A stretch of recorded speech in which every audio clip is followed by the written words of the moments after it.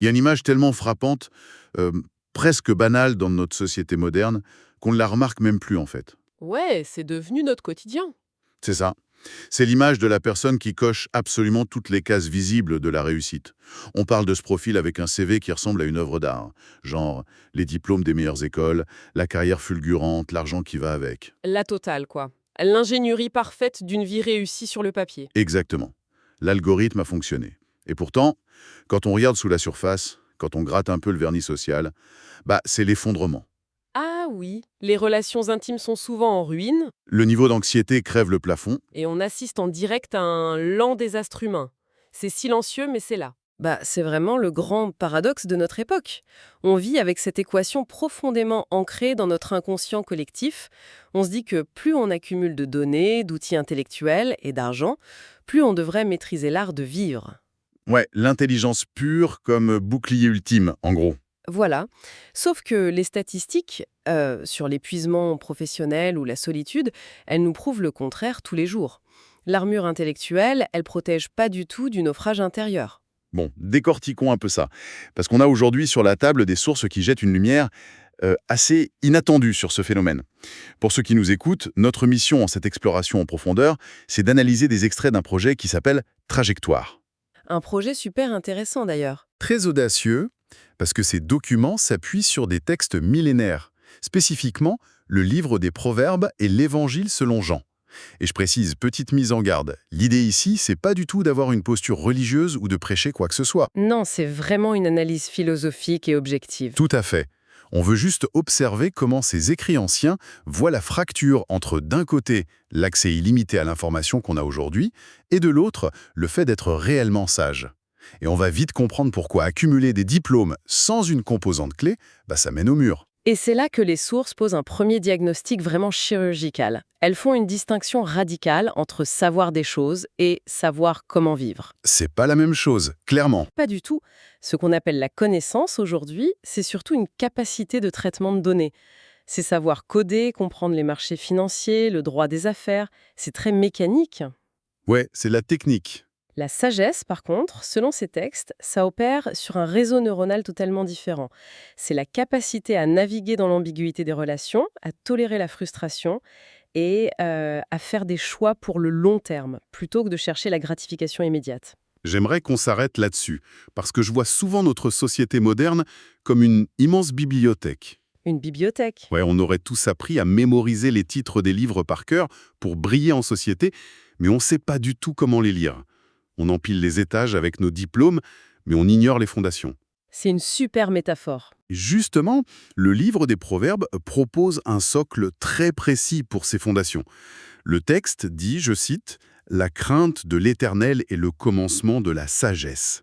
Alors attends, je t'arrête tout de suite parce que le mot « crainte », ça passe super mal aujourd'hui.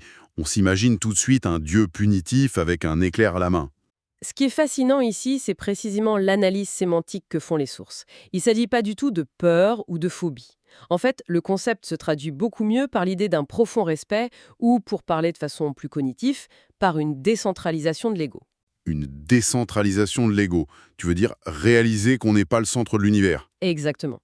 Mécaniquement, quand quelqu'un reconnaît qu'il y a une force qui voit plus loin que lui ou juste une complexité écrasante dans le monde, il est forcé d'admettre que son propre cerveau a des limites. C'est le point de départ de l'apprentissage, en fait.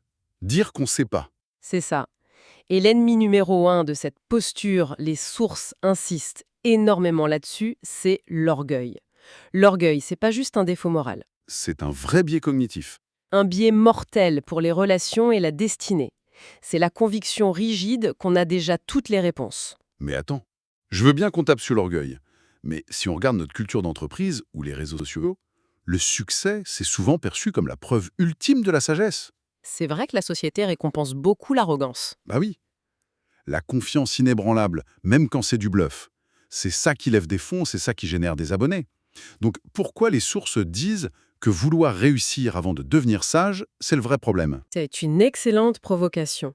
Mais il faut regarder la mécanique sur le temps long. L'arrogance peut générer une croissance rapide à court terme, oui. Mais comment ça fonctionne l'orgueil? Ça coupe les boucles de rétroaction. Ah, on n'écoute plus les autres. Voilà. Quelqu'un de très orgueilleux n'écoute plus les signaux d'alerte de son équipe ou de ses proches. Donc l'effondrement n'arrive pas de suite, il arrive quand il y a un stress imprévu. La réussite, ça agit juste comme un amplificateur de ce qu'on est déjà. C'est fou. C'est comme installer un moteur de Formule 1 sur un châssis complètement fissuré. C'est une très bonne image. La puissance va juste faire exploser la voiture au premier virage. Donc la vraie sagesse, c'est de consolider le châssis en premier.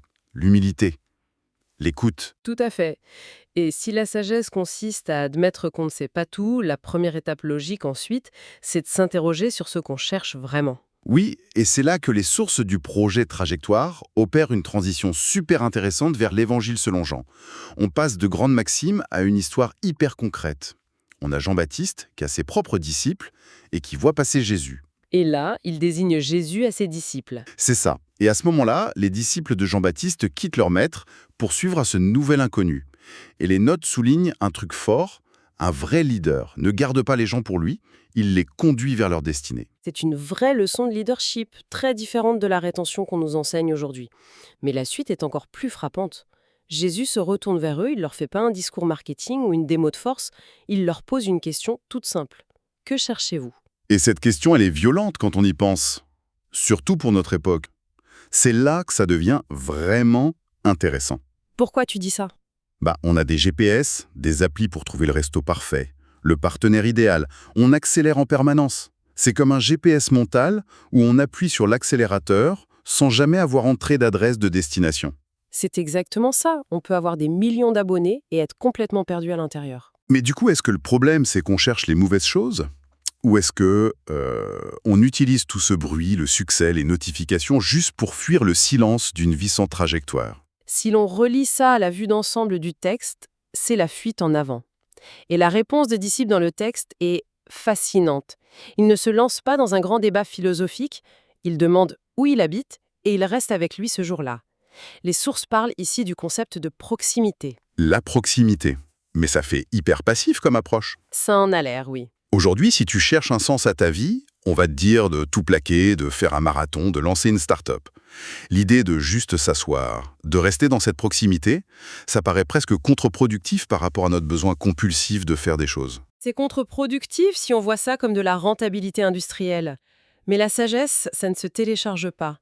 Le texte montre que la transformation ne vient pas d'une révélation instantanée. Ça demande du temps, de l'immobilité, de la proximité. C'est l'inverse de notre culture du raccourci permanent, le fameux life hacking. Exactement. Et une fois que la trajectoire est initiée, une fois qu'on a accepté de s'arrêter, la question c'est de savoir comment la transformation personnelle se manifeste. Et les sources utilisent deux profils pour illustrer ça, Simon et Nathanaël. Ah oui, ces deux histoires sont incroyables. Commençons par Simon. Il est amené par son frère. Et Jésus ne lui demande pas son CV, il change son nom. Il l'appelle Pierre, le roc. Les textes disent que Dieu ne te voit pas seulement comme tu es aujourd'hui, mais comme la personne que tu peux devenir. Le potentiel identitaire, c'est puissant. Le changement de nom, c'est une restructuration complète de l'identité. Interagir avec le roc potentiel chez quelqu'un qui ressemble encore à du sable volatile, ça change tout. C'est une confiance dingue. Mais alors, qu'est-ce que tout cela signifie quand on regarde le deuxième profil, Nathanaël ? Parce que lui, c'est l'opposé total. Son ami Philippe vient le chercher en disant qu'ils ont trouvé quelqu'un de génial de Nazareth. Et Nathanaël lâche la pire phrase cynique. Peut-il venir quelque chose de bon de Nazareth ? C'est du sarcasme à l'état pur. Mais carrément. Et pourtant, le texte ne le punit pas pour ça. Je te pose la question. Parce qu'aujourd'hui, le cynisme, c'est la maladie d'Internet, ça bloque tout débat.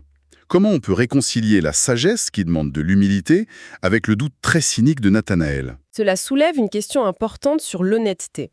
Les sources mettent en harmonie le potentiel futur de Pierre avec l'état présent brut de Nathanaël. Le cynisme toxique de notre époque, c'est souvent un mur pour protéger son orgueil. Mais le cynisme de Nathanaël, ici, c'est de l'honnêteté brutale. Donc c'est mieux d'être honnêtement cynique que faussement poli. Totalement. L'honnêteté brutale vaut 1000 fois mieux qu'une fausse certitude ou une soumission de façade. Avouer son ignorance ou ses préjugés, c'est le véritable point de départ de la sagesse dont on parlait au début. C'est génial de voir ça comme ça. On voit toujours le doute comme un mur qui bloque la route. On se dit « mince, je doute, je dois faire demi-tour », alors que les sources décrivent le doute comme la porte d'entrée même du processus. C'est la friction nécessaire. D'ailleurs, Jésus lui répond en révélant qu'il l'avait déjà vu sous un figuier, avant même qu'il n'arrive. Il le connaissait déjà. Ah oui, il l'avait déjà cerné avec tous ses défauts. C'est ça, le doute n'est pas l'absence de foi, c'est parfois le début de la rencontre. Bon, si on fait une synthèse globale de tout ce qu'on vient de voir, on a commencé par établir qu'amasser du succès, de l'intelligence pure sans humilité, ça mène à la ruine. La fameuse Formule 1 sur un châssis brisé. Exactement.